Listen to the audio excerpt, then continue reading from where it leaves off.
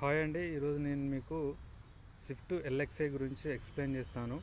చూడండి ఏ విధంగా ఉందో.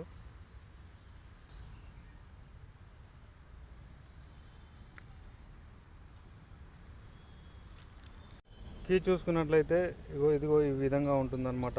నార్మల్ కీనే ఇచ్చారు. ఇది ఓల్డ్ మోడల్ వెహికల్ కాబట్టి చూడండి ఏ విధంగా ఉందో. ఇప్పుడు డోర్ తీసి లోపలికి వెళ్దాము. లోపలికి వెళ్ళి చూద్దాం. బాగుంది లోపల కూడా.